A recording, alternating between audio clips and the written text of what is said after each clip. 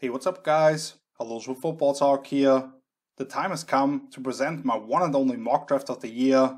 I did put out a couple throughout this pre-draft process on my social media channels, but this is my one official one where I describe every pick in detail. I put a lot of work into this, so I really hope you enjoy it. Just real quick, if you're interested in my detailed breakdowns on all of these prospects and many others, my big boards and much more, check out my other videos here and my write-ups on my page hellofootballtalk.com, link down below in the description. Plus, you can also find my social media outlets there for even more content, so make sure to subscribe, follow, like, all that good stuff. A few teasers and explanations, if you will, before we get into it. I have a bit of a surprise quarterback going at number 3 overall, even though it's been picking up a little bit of steam here lately. I have the big 3 of wide receivers go early, but then people kind of waiting a little bit because they know how deep this class is, and then there's going to be a bit of a run on edge rushers. Plus, I only have one running back go off the board in the first round. But the big thing here, 2 of my top 10 overall prospects won't hear their names called in this mock draft due to injuries. As far as trades go, I tried to stay close to what the NFL trade value chart says, and didn't include any picks from future years to keep this fairly simple. And just to make this clear, this is not necessarily what I would do, but more so what I think will happen. So now let's get into this thing. And at number 1 here, no surprise, the Jacksonville Jaguars select Clemson quarterback Trevor Lawrence. This has been the number 1 overall pick in the draft pretty much since we saw him slice up the Alabama defense in the national championship game as a 19-year-old true freshman. The only question really was who was going to get him, and Jacksonville losing the final 15 games of the season earned that right. The idea of Lawrence going first overall has really changed everything for Jacksonville already, with Urban Meyer coming out of retirement because he wants to coach him, just the buzz around the Jacksonville organization, and I really believe with some of the moves that they have made, they have sneakily put together one of the better rosters that nobody's talking about. So I think with Lawrence coming in, the coaching staff, the buzz around the city, I think they could turn it around quickly and really build something special in Duval County. You already have Jaguars fans sending wedding gifts to Lawrence and his wife, so there's not really any need to discuss this any further. And at number 2, I'm not going to shock anybody either. I'm going to go with the consensus here with Zach Wilson, the quarterback from BYU. And I'm sure Jets fans lost their minds when the team went from seemingly by far the worst in the league to beating playoff teams in consecutive weeks and taking themselves out of the Trevor Lawrence sweepstakes. However, I don't think Zach Wilson should be looked at as some kind of consolation prize, because like I already said in my breakdowns, I think the distance between him and Lawrence isn't as big as people make it out to be. I think Wilson would be a great fit for that Mike Shanahan offense that he's bringing over from San Francisco to go along with Robert Saleh, in terms of moving the pocket with those bootlegs off the zone run game, where he can really throw lasers on the move. Plus, on top of that, what he can do in terms of creating off script, the different arm angles and then platforms that he can throw from to make up for some of the deficiencies that they have in terms of talent level, while Joe Douglas is still building this roster. So this really, to me, is the quarterback that Gang Green has been waiting for a long time. And like I already mentioned, at number 3, I will have a bit of a surprise here. And it's been one that I've had throughout this pre-draft process pretty much, ever since the San Francisco 49ers traded up to that number 3 overall pick. And I actually bet it a couple of weeks ago when it was plus 550. And that's going to be Trey Lance, the quarterback from North Dakota State. Just a phenomenal fit for the Kyle Shanahan offense. And I just think he presents exactly what they are looking for. Because when you look at Mac Jones, who is most commonly mocked and the favorite right now to go for it overall, as many people say, he doesn't quite have that athletic ability and can make things happen when there's nothing there. But at the same time, when you look at Justin Fields from Ohio State as an option here, he's a little bit too much of the guy maybe for Shanahan to break out of the structure of the offense. And I think with Lance, you get a nice mix of both, because he did run a very similar offense at North Dakota State, with a lot of under center, running the ball, play action off it, taking shots down the field. But then on top of that, you get the out of structure stuff, where he has that monster arm and can be late on some throws to go with the tremendous running ability. So I think Trey Lance here would be the perfect guy, and I'll be looking forward to drafting a lot to see if that bet cashes as well. And while we do know that number 3 there's going to be a quarterback going, This is really when the intrigue starts here with number 4 Atlanta. I'm sure they would love to trade down here and acquire some extra pieces, but the asking price will be quite high, so I don't necessarily see a team that is really in the market for a quarterback be willing to give up those kind of resources. So with that in mind, I have the Falcons taking the biggest mismatch weapon in this draft with Florida tight end Kyle Pitts. You add him to already a great group of young pass catchers with Calvin Ridley, to a lesser degree Russell Gage, Julio Jones. He's getting up there in years, but when healthy, still one of the top receivers in the league. And really what Pitts brings here for them is creating conflict for the defense, being able to threaten the seams, and immediately upgrade a red zone offense that ranked 26th in the league in terms of touchdown percentage last season. I think getting that package would be too sweet for Atlanta to pass up for a quarterback potentially. When you think of Matt Ryan and the contract that you have, you're probably not getting out of it clean for another 2 years. And when you bring in Pitts, you really surround him with everything that he needs. And now you see if you can maximize this window still. Pitts is a unicorn in this draft, and I don't think you can really go wrong here. And that brings us to number 5 with the Cincinnati Bengals. And to me, this has kind of become a coin toss here between going wide receiver and offensive tackle. The number 1 option, and what's really been picking up some buzz here, is going with Jamar Chase, reuniting the LSU receiver with his former quarterback in Joe Burrow. But what it really came down to for me is thinking, okay, if I get Jamar Chase here, which tackle is going to be there when I get back on the clock in the 2nd round? And I could really see a big run on offensive tackle and offensive line overall in the late 1st, early 2nd round, to where you might get Chase and just a lesser piece on the offensive line, to where instead if you go offensive line here, and then early in the 2nd, there's going to be a bunch of pass catchers still that could really be an upgrade. I just think the value is better than that, and they grabbed my number 2 overall prospect in this draft in Oregon offensive tackle Penney Sewell. He's the best prospect at that position that I have scouted over the last decade. There are some things that he has to clean up in terms of hand usage and footwork and pass protection, but brings a physicality in the run game, has sky-high potential with that athletic upside that he has. And especially in the spread offense that the Bengals want to run, his ability to get out on the move in the screen game is really second to none to any offensive line prospect that I've evaluated. So I really think this is the way to go. And that brings us to number 6 with the Miami Dolphins. And we all know it's going to be a pass catcher. Kyle Pitts is off the board if they maybe wanted to go more 12 personnel with Mike Gesicki and him. So it really comes down to who is their favorite receiver here. And once again, obviously Chase could be a top option here. But the guy I really like for them here is Jalen Waddle, the wide receiver out of Alabama. Because when I think of it, the difference between Chase, who's an awesome 50-50 ball receiver and has the speed to run away from guys, what you need now that you put your money on Tua Tagovailoa at least for another year is somebody who can create that instant separation. And I think Jalen Waddle is exactly that type of explosive player. Reuniting him with his former quarterback for the Crimson Tide will allow Tua to be less hesitant to pull the trigger, and especially on the deep level, push the ball down the field to a weapon like that, because he can just run by defenses. Plus on top of that, you can give him those quick touches on bubble screens and jet sweeps and all that kind of stuff. So I just really like Waddle here in Miami. But Jamar Chase is not going to have to wait very long, because for the Lions, they desperately need an upgrade on the wide receiver position after losing Kenny Galladay and Marvin Jones in the offseason. So I have them going with my number 1 receiver here in Jamar Chase from LSU.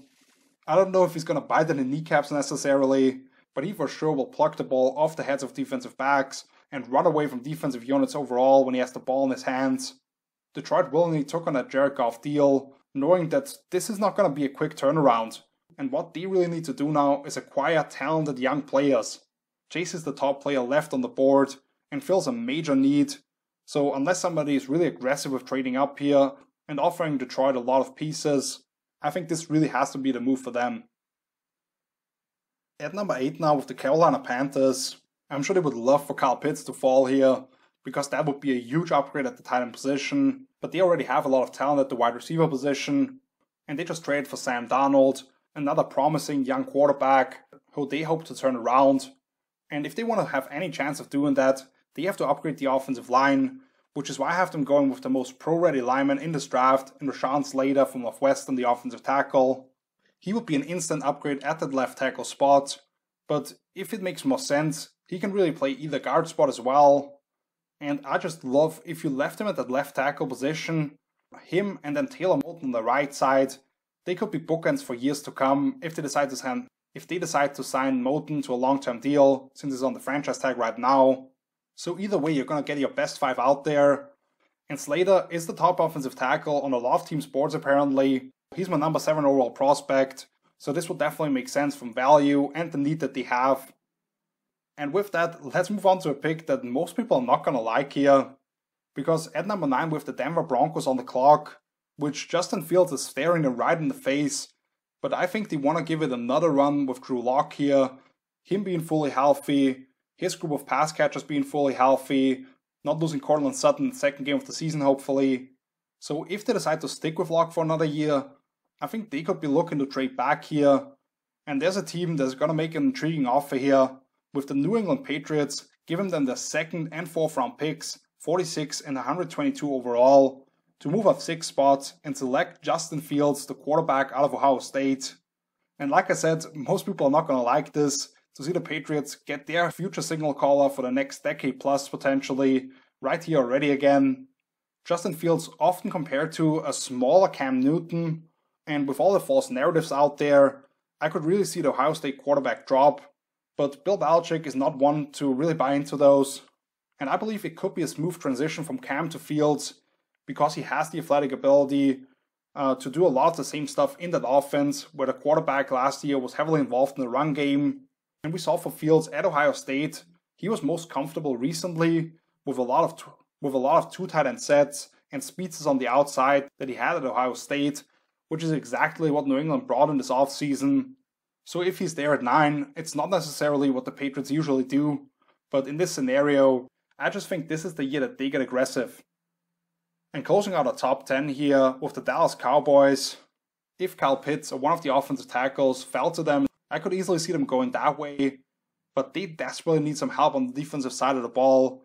And as crazy as it may sound, when you look at the board here, they would have their choice of all the defensive prospects, and really any of them could upgrade the bottom 5 ranked scoring defense, which I have them going with Patrick Surtain II, the cornerback from Alabama, because while they ranked 31st against the run last season, I think they can address the front 7 later on, especially with the biggest need being a shade-nosed at 1 technique on the front, which there's a lot of those guys in the middle rounds probably. So instead here, I have them taking the most technically sound corner, since they also just lost Chidobe Awuzie on the outside, and the only other guy that they really have there is Trevon Diggs, the other Alabama corner that they selected in the 2nd round last year. I think Surtain could be a high-level player from day 1, as they rebuilt that duo that they had at Bama. And this was a first of 3 straight NFC East teams picking here, with the next one being the New York Giants. And I know they already signed Kenny Galladay this offseason to go along with Sterling Shepard that they already had, Darius Slayton, Evan Ingram, you have Saquon Barkley coming back from an injury, and they already made a lot of investments in the offensive line a year ago in the draft. But I still have them going with Devontae Smith, the wide receiver from Alabama, who the Giants brass has reportedly been enamored with throughout this pre-draft process. And what this really comes down to is no excuses for Daniel Jones, who Dave Gettleman made his first pick as a general manager for Big Blue, and he really needs this to work out. So bringing in Smith to really surround him with all the weapons that Jones needs makes a lot of sense here. Smith gives them the most technically sound route runner, inside and out, that we've seen come out in the draft for a while now. He's a reliable deep threat that they don't necessarily have in terms of actually running by people, as Galladay is more of the 50-50 ball guy down the field. I could easily see Gettleman go front 7 here as well, but that defensive side of the ball was not the problem last season, and I don't think there's anybody who they are blown away with at this point. And this is kind of a doomsday scenario here for the Philadelphia Eagles, who are picking next, because they really wanted one of the big 3 receivers here in this draft, and Eagles fans seem to have already written off their first round receiver from a year ago in Jalen Reagor. So trading back here from number 6 overall has cost them a chance to take one of those guys. But with that being the case, I see them addressing the biggest need on the defensive side of the ball, assuming they don't start valuing the linebacker position all of a sudden, with cornerback J.C. Horn from South Carolina, the most physical, battle-tested corner in the draft coming out of the SEC. And I think what he allows them is to move everybody around a bit, with Darius Slay seeing more favorable matchups against number 2s, and Devontae Maddox potentially moving back into the slot. as you put Horn as the boundary corner who can challenge guys like Kenny Galladay, who I just talked about, Amari Cooper, and some of the other guys that you may face as those physical X-receivers in the NFC. And then at 44th overall, they can still come back and address wide receiver, which this is a deep class for sure, and they can even get somebody in the middle round. Horn is somebody who has been rising up draft boards reportedly, so I think number 12 here definitely would be fair. And at 13th overall with the LA Chargers, this is a pick that I've had locked in pretty much since I did my first mock draft, as they pick Virginia Tech offensive tackle Christian Darrisaw. The Chargers clearly needed to address the offensive line this offseason. They already made a big signing with center Corey Linsley coming over from Green Bay, and now the biggest need by far is left tackle here, but he just can't trot out Trey Pipkins again. Darrisaw to me is the clear-cut number 3 offensive tackle prospect, and he's actually my 13th overall prospect exactly, so perfect value here. Justin Herbert was under a lot of pressure last season. You upgrade those 2 spots, maybe you still bring somebody in later on free agency, and you really upgraded that unit, which could be one of the top offenses in the entire league. And when you look at Darrisaw individually, he was already very effective for Virginia Tech in that wide zone-based rushing attack, which the Chargers reportedly are going to use more this coming season. He was a lockdown pass protector in the ACC, and I really believe he could be a Pro Bowl level player for them for the next decade. And with that, we move on to a second trade of this mock draft. And this is a bit of an odd one, because you rarely see trades inside the division, but I think the Minnesota Vikings, who own this 14th overall pick, with them not having a second round pick, I just believe they will gladly move back those 6 spots in return for the 52nd overall slot from the Chicago Bears, as the Bears come up here to draft the 5th overall quarterback, and the only one that I believe is worth a first round pick here, in Alabama's Mac Jones.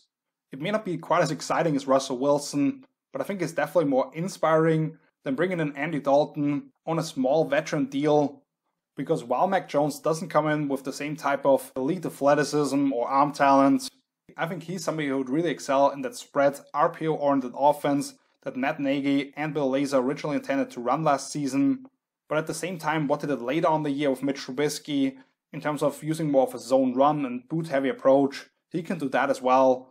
After all, everybody's talking about him going 3rd overall potentially to San Francisco, where he would run a very similar offense with Kyle Shanahan. Like I said, maybe not the most impressive physical tools, but in terms of the processing ability and the accuracy, especially on the short level, those are second to none for really any college quarterback who's come out these last couple of years. Because when you look at it with Matt Nagy and Ryan Pace, even though they haven't had a losing season yet, they're kind of on the hot seat here, and they need to maximize this window and not let that defense, which is championship caliber, go to waste. And now the Denver Broncos back on the clock after they moved back 6 spots from New England. And since I have them sticking with Drew Lock for another year here in this scenario, I think they're going to go defense with Notre Dame linebacker Jeremiah Owusu-Koramoah here with that 15th overall pick to give Vic Fangio his version of Roquan Smith, who he already coached at Chicago. JOK played kind of a big nickel basically for the Notre Dame defense, but he's a guy who you can really move around. Put him next to Alexander Johnson, who's more of that inside thumper and blitzer. And JOK could be that guy who's moving around and passing downs, can really cover space in zone coverage. And with him, you get a guy who athletically can match up with Travis Kelce and Darren Waller inside the division, who they will have to face twice again.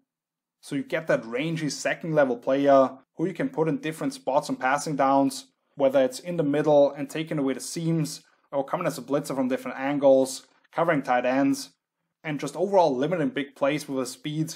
I just think that would make a lot of sense for the Broncos in particular here. And closing out our first half of this mock draft here with the Arizona Cardinals, and they reportedly would be looking to move up potentially to add another weapon to that offense to really put them over the top. But I think the guy that they would be looking at is Jalen Waddle from Alabama, because he would be that guy who could be a dependable deep threat and take all those bubble screens that they want to throw, more of that horizontal passing attack. But with him going 6th overall to Miami already, I see them sticking at 16th and just take the best offensive lineman on most people's boards that is available here. In USC's Elijah Vera Tucker, Kyler Murray definitely showed some issues with pressure up the middle, whether it's Aaron Donald just driving a guard back into the quarterback's lap, or defenses using creative pressure packages up front to create that push on the inside. I think putting Veritaka at either guard spot would definitely be an upgrade in that way. Plus he has the position flexibility to move out to right tackle, which might actually be the worst position at this point. But either way, he improves the 5 guys that he put out there and has that versatility to fill different spots depending on who's available on a weekly basis. And at number 17 with the Las Vegas Raiders, their current regime hasn't had the greatest draft history so far, but to me really all signs point to Christian Barmore, the interior defensive lineman from Alabama. Just from the information that is out there and what I've learned from the NFL over the years, I think Barmore will go a lot higher than most people expect, and the Raiders are a landing spot that really makes some sense here, because you look at the moves that they have made in recent weeks, cutting Maurice Hurst, who was arguably the best defensive lineman and definitely interior pass rusher last season, also letting Malik Collins walk in free agency. They could be looking at Barmore as that free technique, put him in the B gap and let him get upfield.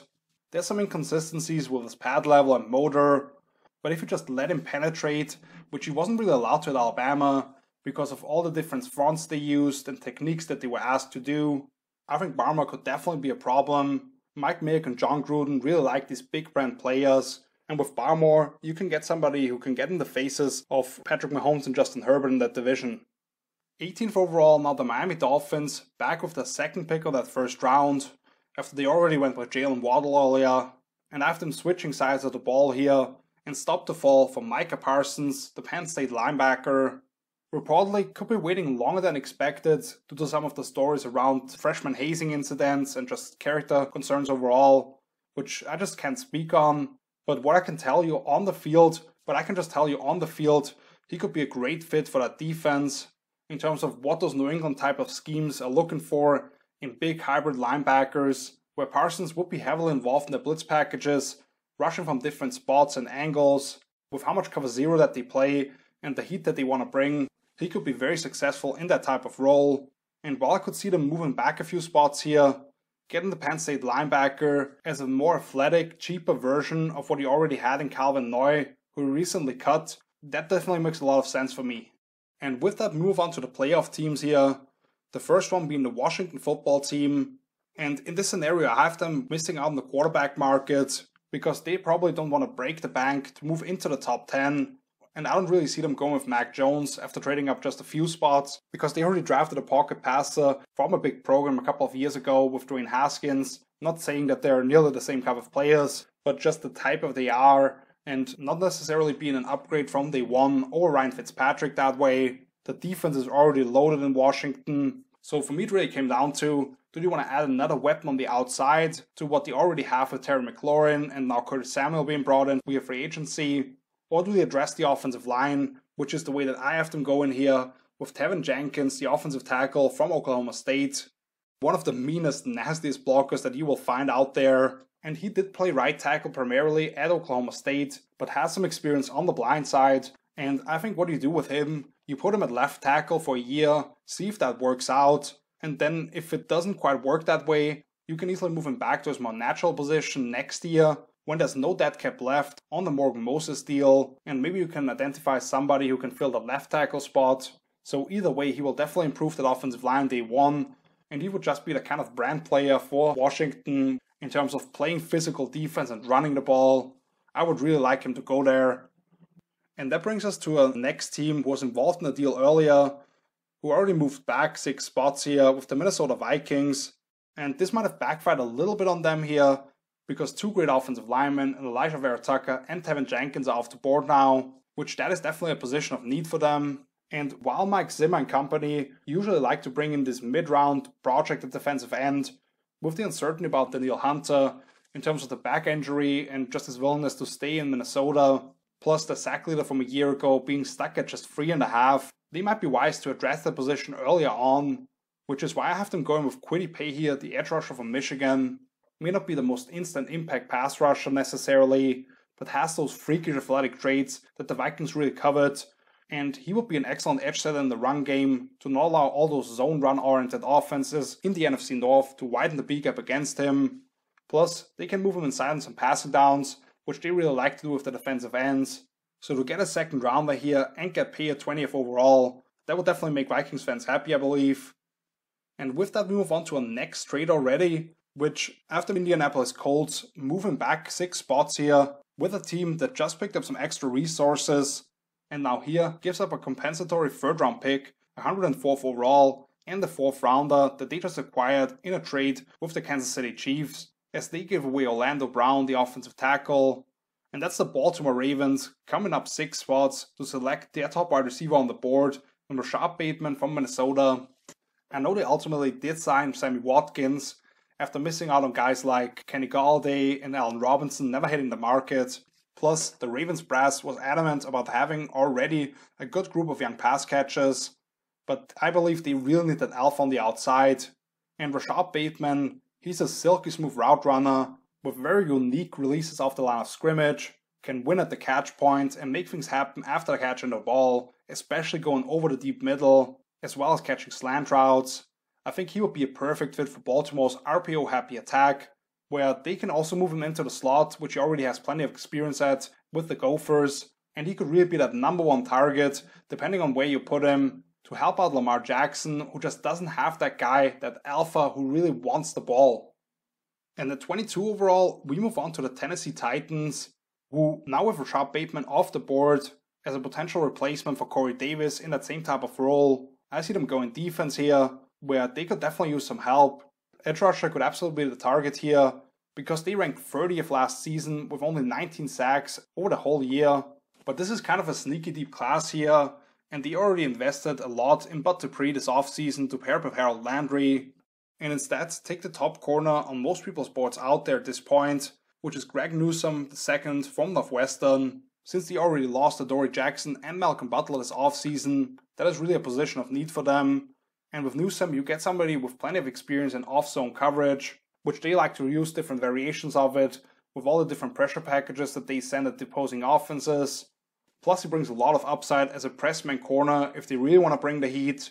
Just a superb athlete for the position, can do a lot of different things, very complete player. The only question with him really are those injuries, since he has missed plenty of time in each of the last 3 years. But if it wasn't for that, he could even go higher. And now at number 23, originally the New York Jets would be on the clock. But I have a little bit of explaining here to do, because the team that we're going to be talking about, the New Orleans Saints, one of the most aggressive teams. When you look at Mickey Loomis, the general manager, what he has done in terms of rolling over cap and just kind of magically making things disappear after they already paid big money to all their star players, it's pretty crazy. But also specifically trading up for defensive playmakers in the 1st round is something that they have done in the past. So here I have to move them up 5 spots in exchange for their original 3rd round pick, which is 98th overall, since they still have the final pick of day 2 due to compensatory rules. And they grabbed the dynamic Kentucky linebacker Jamin Davis, another guy who has just been shooting up draft boards reportedly. And there will be a few suitors between his 23rd pick and when they would originally pick at 28th overall. So instead they make their move to address a position that can really use some help here. Because when you look at it, Demario Davis, the only real dependable player, to me still a Pro Bowl level guy, but he will be 33 years old once the season starts. And there's a potential out in this contract next year if the cap at some point does become a problem for them. I like what they brought in last year in the 3rd round in Zach Bond as kind of that hybrid Sam. But like I said, the only dependable stand-up guy on that roster is Davis. And pairing him up with the other Davis here and Jamin Davis from Kentucky, you get somebody who really has a way of getting around blocks and can cover a lot of ground in the pass game. So if they went base, had Bond and Demario Davis on the field, better at blitzing on passing downs, and then you have Davis who can just cover a lot of ground on zone drops. I think he would be a good complement to those kind of guys and really brings them another dynamic play on the 2nd level. And that brings us to the Pittsburgh Steelers here at 24th overall. And this is the one pick that I probably struggled the most with, because routinely you see Alabama running back Najee Harris being mocked here, but the last time the Steelers selected a running back in the 1st round was in 2008 with Rashad Mendenhall, and they have now let Le'Veon Bell and James Conner walk in free agency each of the last 2 years, bringing in an athletic project edge rusher like a Jason Owe from Penn State in the mold of what they already had in Bud Dupree, who they lost in free agency this year. That would make a lot of sense. But they seem to have really liked what they saw in Alex Highsmith last year in limited action. And with no cornerback with a clean medical check on the board necessarily, I have them addressing another position that they've suffered some losses at, as both the starting offensive tackles have left in free agency, as they select Michigan offensive tackle Jalen Mayfield here. This guy gives them a rugged blocker with some position flexibility and only 20 years old. Played just a couple of games this past season, but before that, as a 19-year-old, really saw a tough road of pass rushers in the Big Ten, but more than held his own, and then seemed to have taken another step this past season. He's just a guy that I can really imagine going from the maize and blue to the black and yellow and be there for the next decade plus.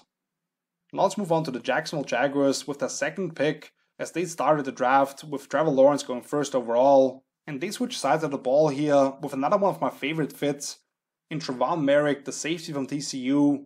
The Jaguars ran more single high coverages last season than any other team in the league, despite just not having that reliable, rangy free safety. They brought over Joe Cullen from Baltimore as the new defensive coordinator, and you can expect more hybrid fronts and different coverages on the back end. But from what I know from Urban Meyer, that type of player, he still values that highly, played a lot of single high coverages at Ohio State as well, and Merrick is the most reliable, rangy free safety in this class, even though I personally have Richie Grant as my number one safety, but Merrick is right behind him, and he's more than just a single high guy, has plenty of experience in quarters coverage, and drop him down to play man coverage and slot receivers. So since they already have plenty of receiving help around Trevor Lawrence, and they could still go offensive line, or maybe tight end with Pat Freiermuth at the top of the two, I see them addressing a position where there's a bigger drop-off than most.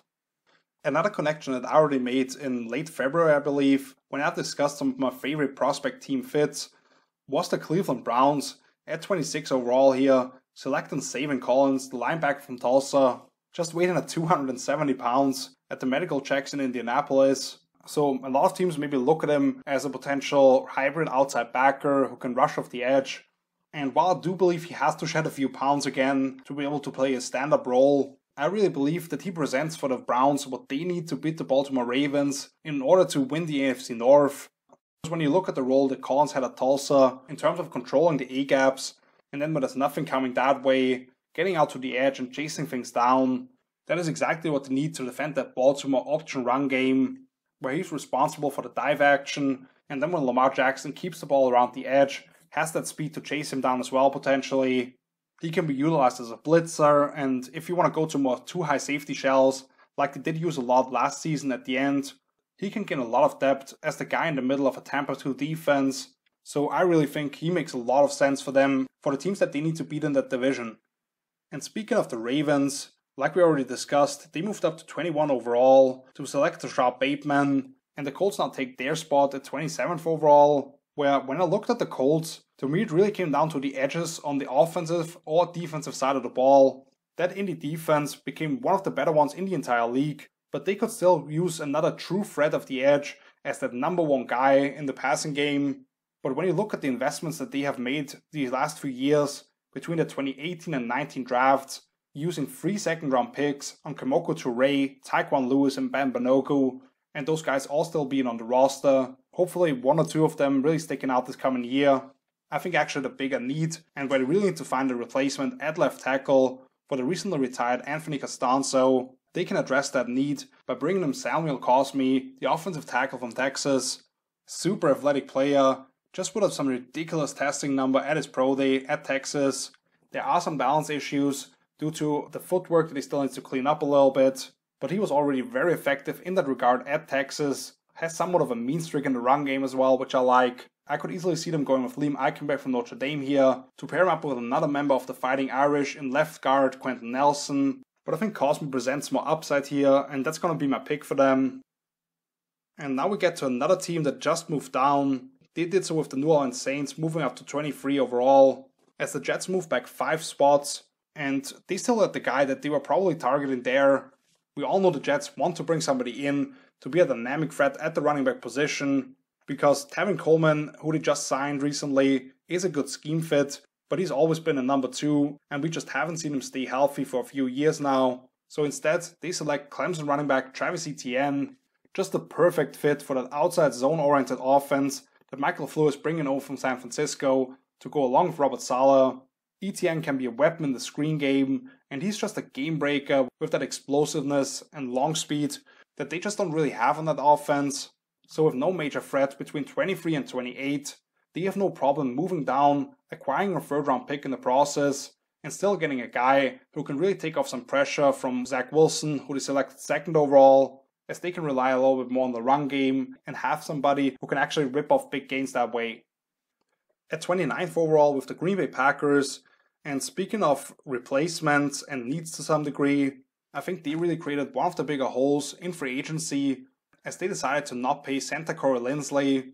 They could of course move Elgton Jenkins back to his original center position from college, but then they would still have to start one of their picks on the interior offensive line that they picked up on day 3 last year in the draft. So instead I have them going with Oklahoma interior offensive lineman Creed Humphrey here. He already excelled in that same type of wide zone run game that I just discussed, being able to reach those A-gap defenders and really anchor in the pass game where his wrestling background comes in handy. I believe this wouldn't force the Packers to move things around too much as they keep Jenkins at left guard, move Humphrey in at center, and then just let the best guys win on the right side. And as a whole, that entire unit should be a lot better than it is slated to be right now. Now let's get to the other team from the AFC that didn't make it all the way to the Super Bowl, in the Buffalo Bills. And after Pittsburgh, the second most common landing spot for Najee Harris would be here to Buffalo at 30th overall. And that would definitely make some sense considering they don't have a reliable player necessarily out of the backfield who can stay on the field for all 3 downs, really do everything from pass pro, catching passes, be a physical presence in the run game. But from the way they call the game, they just don't really value that because they want to spread the field and let Josh Allen go to work. So for me, much more important to what they want to do is to play in the secondary defensively. So the guy I have them going with is Florida State cornerback Asante Samuel Jr. Look at the guys that they have had at cornerback on the opposite side of Trey White. Levi Wallace, he's played pretty well for a former undrafted free agent. But Josh Norman, to me, even though he got a couple of turnovers that he kind of lucked into, had a catastrophic 2020 season, I thought.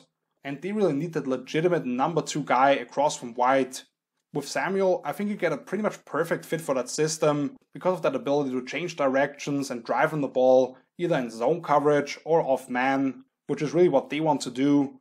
And he also has that speed to carry those Kansas City receivers down the field as they eventually expect to face them again in next year's playoffs. And I think Samuel could be a major difference in that regard because that should be priority number 1. How do we beat the Chiefs if we face them again? Now at 31 overall, the Baltimore Ravens are back on the clock, and with this pick that they acquired from Kansas City in return for Orlando Brown, I could easily see them use it as leverage if some team wants to trade up and secure the quarterback of the future, get that 50 option, or maybe at some other high-level position. But to me, the 2 names that have really stood out in this process for the Ravens have been Rashad Bateman, and the second guy is Georgia edge rusher Azeez Ojulari, who is a bit of a steal here maybe at 31 overall. After losing Matt Judon and Yannick Ngakoue in free agency, they could really use another guy to come off the edge. Ojulari is a true threat with his speed to come around the corner that Baltimore really hasn't had for years. And I think he gets a bad rap in his run defense because for somebody who's 240, 245 pounds, he can really set the edge. And I just love what I see from him in terms of stonewalling, pulling linemen in the run game. So he's a player that I really like, and I think something that the Ravens will covet. And that brings us to our last pick here of the first round with the Tampa Bay Buccaneers. And you look at it a year ago, Kansas City bringing back almost all of their starting lineup after they won the Super Bowl. But now you look at the Buccaneers, they did it even better because they almost didn't lose any notable backups even. So this is kind of a luxury pick for them, and they could really go a lot of different ways or trade down if somebody wants to come up here. But the one guy that isn't on the roster anymore, at least currently, is Antonio Brown. He could easily come back still, but if he doesn't, I think a wide receiver that deserves to go here is Kadarius Toney from Florida. Super explosive, unique player, and Tom Brady's gonna have to be in his ear about his route running because it definitely needs some refinement. But the things he can do after the catch, how dangerous he is that way, and the fact that I believe you can play more on the outside than somebody like Ole Miss's Elijah Moore, who I was also considering here, to still be able to put Chris Godwin in the slot heavily. That is very intriguing to me, and I just think he gives them another weapon that can shake defenders out of their boots and make things happen with the ball in his hands. And that is it. All 32 picks of the first round. Feel free to come at me for whatever picks you didn't like. Comment here or contact me on my social media channels. The 2 guys that I didn't have going in this mock draft that are top 10 overall prospects on my personal big board are Virginia Tech cornerback Caleb Farley and Miami edge rusher Jalen Phillips. I believe ultimately one of them at least is probably going to go in the first round, but I just don't have the medical information that NFL teams do, so it's really hard for me to project where they could go, and these organizations are usually very cautious with their first round picks, so I kind of decided already that I wanted to leave them out of this mock draft, but that's gonna do it. Thank you so much for watching. If you enjoyed this video, please leave a like, subscribe to the channel, share it with anybody who you know you can annoy with my pick for their favorite team, or just anybody interested in a draft. Once again, links to my page and my social media channels are down below in the description for all kinds of in-depth breakdowns. I'll probably still do a full 7-round mock draft on Wednesday evening, and if I find any way to do it, I'll still post it on social media. But I'll definitely be back here or on my page analysed.footballtalk.com with my analysis of the whole draft, biggest winners and losers, steals and reaches. Make sure to come back for that and have a wonderful draft weekend. So until then, see you later. Peace.